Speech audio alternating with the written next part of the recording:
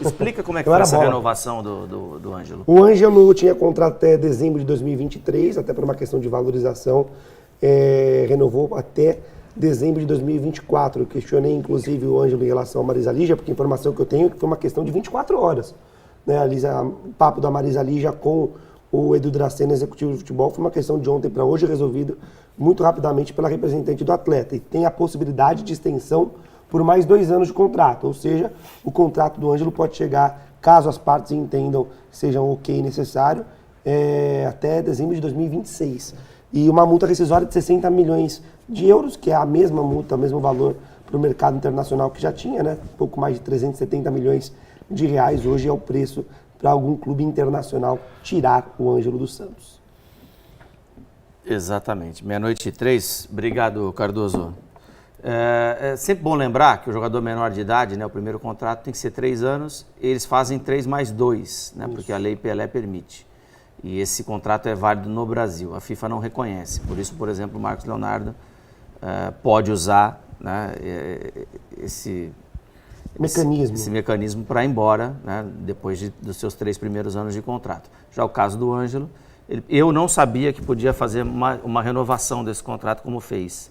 Até a gente discutiu isso a semana passada aqui, eu não sabia mesmo. Foi amarrado juridicamente isso. Então, já que pode fazer, só deveria fazer com todos que demonstram que tem a capacidade técnica, que tem o Marcos Leonardo e que tem também o próprio Ângelo Gabriel. Estamos de volta aqui no Esporte por Esporte. Ontem o Santos, na Vila Belmiro, apenas empatou com o Cuiabá por 1-1 e teve o fico do Carille. Como é que vai funcionar esse fico do Carille, hein? Primeiro, o Carille não vai tem ter renovação. Então, o Carille não tem contrato. Sim. O Carille ele é contratado via CLT. Então, como todo trabalhador formal, se o Santos optasse pela demissão, pagava os 40%, fundo de garantia, seguro-desemprego, inclusive, né? Ia para o INSS, estaria livre no mercado. Assim como se o Carille em algum momento quiser sair, receber uma proposta do outro clube, ok, bate a mão, não vai cumprir aviso prévio, obviamente, e vai sair. A grande questão é que tinha algumas pendências aí burocráticas e até de questão de condições de apalavramento. O cara ele é muito resguardado no empresário dele, o Paulo Pitombeira, então ele deixa muitas coisas referente à carreira dele. Quem toma mesmo conta é o Paulo Pitombeira, e o Pitombeira esteve ontem no CTR Pelé para conversar com o Edu Dracena. Conversas que começaram ali por volta da hora do almoço, a informação que eu tenho é que o Carille quase foi para campo sem saber se ficaria ou não, mas o desenrolar da história aconteceu no fim da tarde e o acerto entre Edu Dracena, Pitombeira e o Carille foi comunicado da permanência horas antes da partida contra o Cuiabá. Se o jogo fosse 7 horas da noite, era capaz o Carille nem ir para campo sem saber o futuro dele.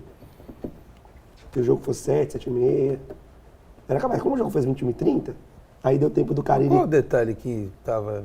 Questões burocráticas, questões até de condições de trabalho para a próxima temporada, alguns resguardos. Vou ter alguma coisa, não vou ter? Participações, exatamente, bonificações. Se eu for campeão da Copa do Brasil... Aquilo que pra gente, que toca futebol, né? A gente tem a informação que coisas foram tratadas, mas nem exatamente a gente não sabe o que está no papel, né? O papel não chega informação, chega o que foi conversado, o papel não chega. Porque é tão estranho que tenha chegado nesse ponto, né? Deu margem a tanta falação.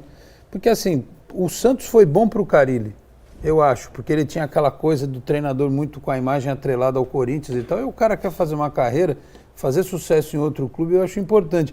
E para o Santos não fazia o menor sentido especular outro técnico ou pensar num plano B, porque assim, foi o que eu falei no começo do programa, hoje você sabe, se o Campeonato Paulista vai começar daqui a pouco mais de um mês, se não mudar muito radicalmente, você tem uma base. Você tem um time pronto para começar jogando. Pode não ser o time dos sonhos, mas você tem os 3 zagueiros, você tem o ataque, você tem o meio de campo com Sandri, Zanocelo, pode ser o Felipe Jonathan, o Pirani. O Bauerman. Tem o Bauerman, vai ter o Kaique, o Velasquez de volta, você tem o João Paulo, tem o Madison aí por enquanto, você tem o Marinho, o Marcos Leonardo na frente, então você tem um time. E o mais importante, um técnico que já vem trabalhando que vai dar continuidade e vai Exatamente. Trabalhar os caras durante um mês.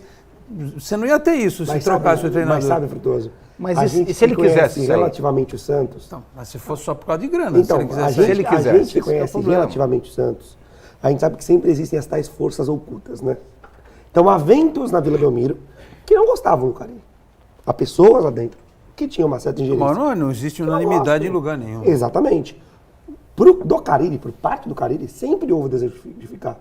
Mas é claro, tem um outro que tem certa influência no futebol que pensava 2 vezes. Então, algumas dessas pessoas precisavam ser convencidas. Mas depois, do Carille. Mas hoje, quem manda no futebol do Depois da Santos, quem tem campanha a que ele capa fez, branca? o cara precisava ser convencido. Fábio,